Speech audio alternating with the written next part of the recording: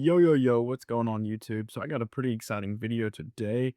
To me, one of the toughest parts about Dynasty is knowing which strategy to use for your team. So I have 5 teams pulled up here from my own personal leagues: Win Now, Contender, a Middle of the Pack, a Rebuilder, and a Dumpster Fire. We're going to look at each of these. I'm going to tell you a couple trades I've done, what my outlook is, and what I'm trying to accomplish. All right, so let's look at this first one. It's a win now. I did win the league last year, and I'm hoping to repeat. The reason I classify this as a win now personally is because of the age of the roster. As you can see, I have Bo Nix, Dak, Daniel Jones, and Stafford. Obviously, Dak and Stafford are a little older. Running backs are Bucky, Henry, Swift, Corum, and then some other guys for depth. A receiver, I'm pretty young, but still got some aging vets like C.D.T. Higgins and Devonta Smith. And then Kittle, Andrews, Gadsden, and Ferguson at tight end. So in this league, we do play 2 tight end. That's why I have 4 guys that could start between Gadsden, Ferguson, Kittle, and Andrews, because this is a 2 tight end league. That's why that's the case. As you can see, I don't have my first round pick this year. I traded that. So really, you can see won the league last year, coming off a great year. This says using the roster audit that I have a 5-year window. I don't think that's true personally. I think it's probably a little less, especially with the aging assets. As you can see, my team age is 26.8 average, so that's getting up there.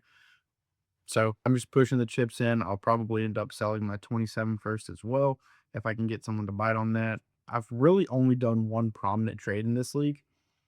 It's an orphan I took over, and one of the guys was looking to start a rebuild last year. So I traded two 25 first round picks, my 26 first round pick, a 26 second or 25 second, and Chris Olave for, I think it was Dak Prescott, Matthew Stafford, Derrick Henry, George Kittle, and T. Higgins. So as you can see, he had a clear plan. He was getting rid of all the older guys. He wanted more assets. I think those picks ended up being the 105 and the 112 last year. And then obviously this year was the 112 as well because I won. So I think that's a pretty win trade.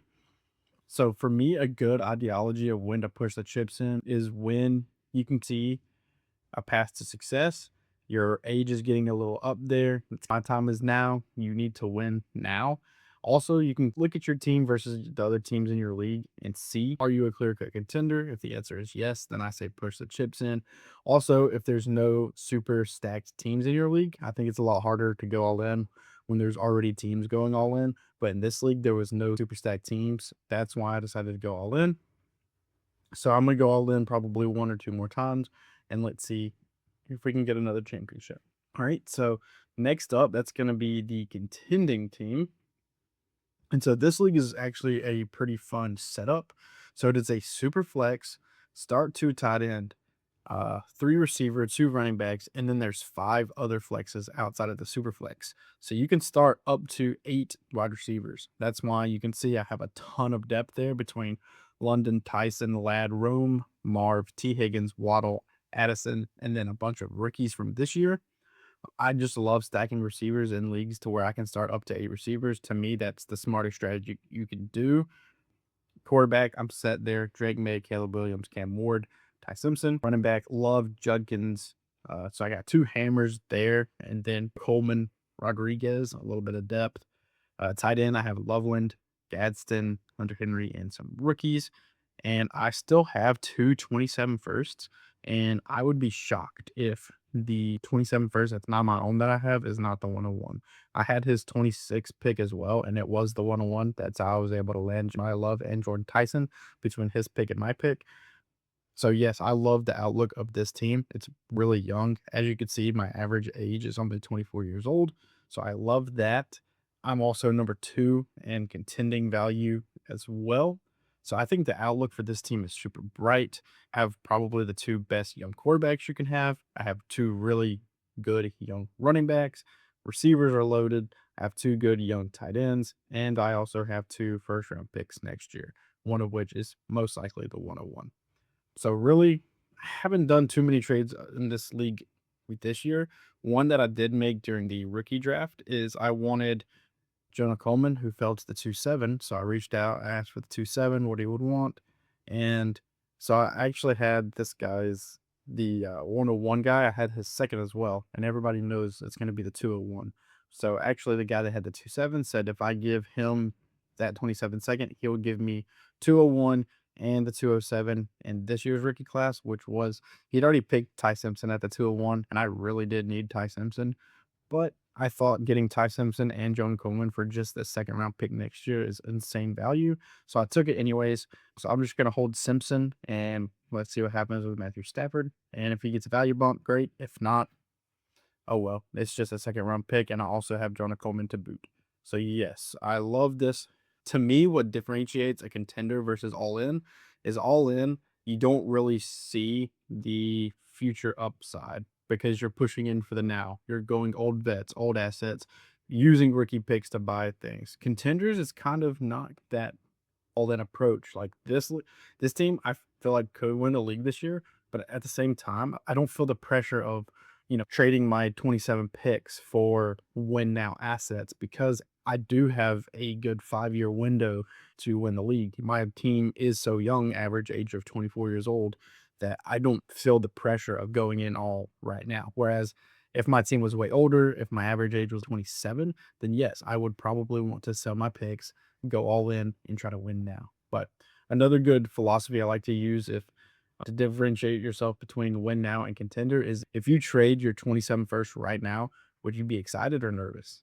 If you're excited, that means you're probably an all in team. If you're feeling a little bit nervous, that means you might be a year too early. And there's nothing wrong with waiting a year. Honestly, one of the biggest mistakes you could make is going in a year too early. So next up, let's look at this middle of the pack team. And so this is just your typical super flex lineup. So I got Herbert, Stroud, Tua, Beck, Anthony Richardson, Hampton, Tootin, and Jags, Cardinal Tate, Garrett Wilson, Chris Olave, Marv, BTJ, Travis Hunter, and some rookies. And then tight end, I have Gadsden and Kelsey. Oh, so this is my middle of the pack team. And honestly, this is the worst place to be in Dynasty. I say that because I really like the starting lineup of this team. Herbert, Stroud, Hampton, Tootin, Tate, Wilson, Olave, Marv, BTJ.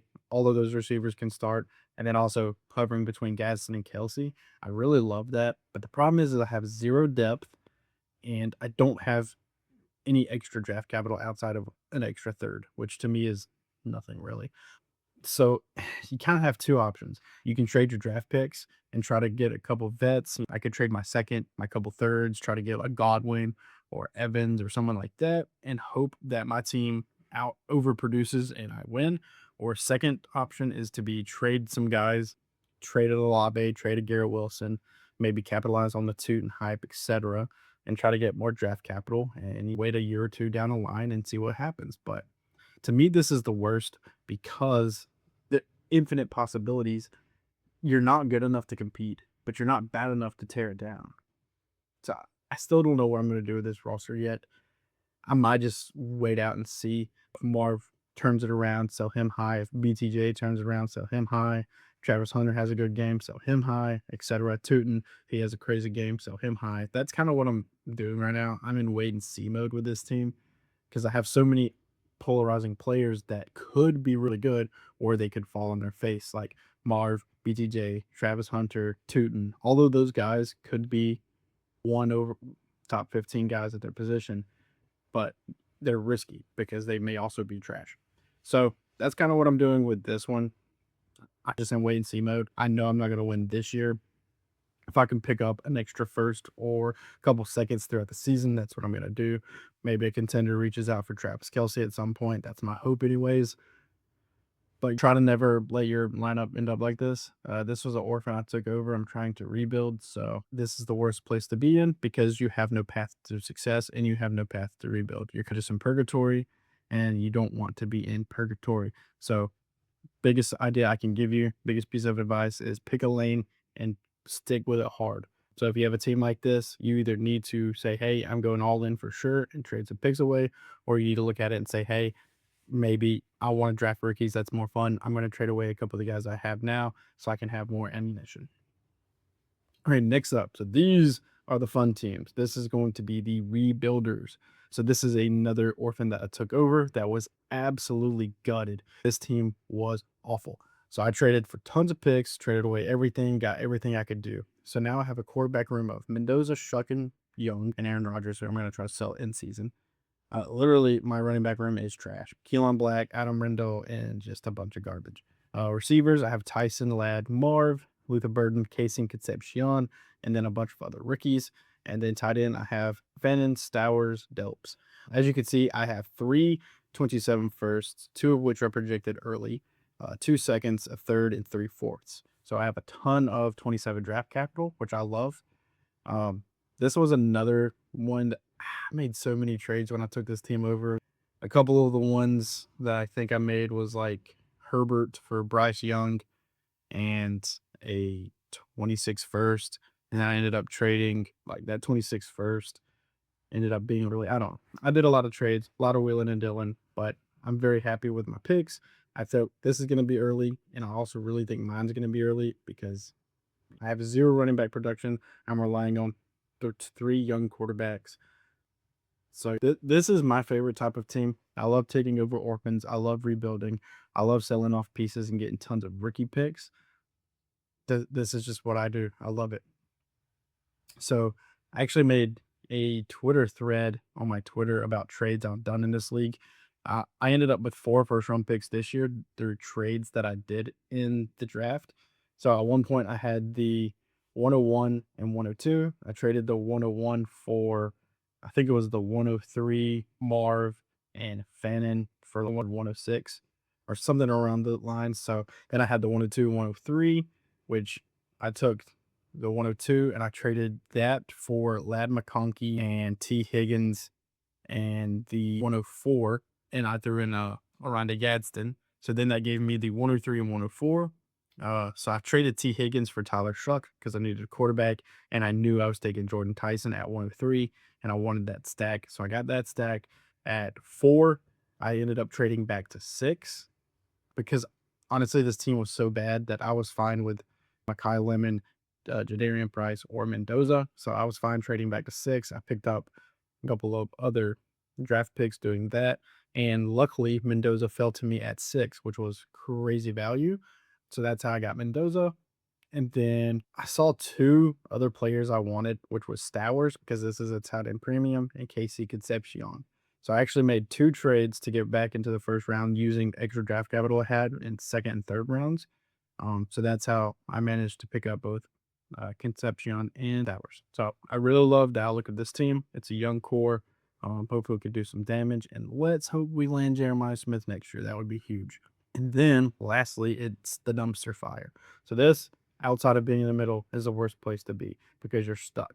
You have absolutely nowhere to go. And honestly, I've already built this team up some, so it looks better than it did when I got it. But this team was absolute garbage. So let's go through it. So we got Bo Nix, Shuck, Young, and a bunch of backups. We have Tootin and a bunch of backups at running back. So receiver, we have Neighbors, Marv, Luther Burden, Golden Higgins, Hunter, and a bunch of trash. And tight end, we just have a bunch of trash. This is the main problem right here. It isn't the lack of talent on the roster, but it's the lack of future picks. Because we only have a 26 first, 2 seconds, and a fifth. And then in 27, we just have a first, second, third, fourth, and fifth. So we have no team's extra draft capital. That is the biggest problem. So what we're probably going to end up doing for this team is probably trading Neighbors for 2 picks or whatever we can get. So I'm kind of holding out on him right now until we see him come back and play. I know his value's tanked a lot because of the injury, rightfully so.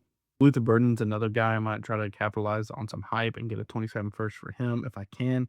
Marv is a hold for me. I want to see him play because I feel like once we start seeing him score points, that's when his value will jump again. Same for Tootin. Like I said in the other league, he's a hold for me and hope that he does well, and then I can capitalize on that value. And then, so how we got here, we got lucky with Tyler Shuck in the 3rd round of the rookie draft last year, which was super nice. Tootin was another late round pick that I had, which was super nice. We actually had Roma Dunze on this team, not Malik Neighbors, but after week 4, when Neighbors got hurt and Rome was still blowing up, apparently a dude listened to the fantasy footballers and they said to trade Malik Neighbors straight up for Roma Dunze. So that dude listened to him. He sent that to us. We accepted immediately. Didn't even think about it or anything. So room for neighbors straight up, which was super nice for us because we weren't planning on competing anyways. Um, so that's how we got the most valuable piece on our roster. And it's kind of funny. He alone makes up more points than our tight end, our running back, and every other receiver combined. That's kind of insane. But that's how we got that. So we're going to see how this plays out. This is another tough spot to be in because you do feel stuck. How are you supposed to work yourself out of a hole if you don't have any draft capital and you don't have any players worth trading for draft capital? So there's really not a lot of advice you can give here outside of just keep working.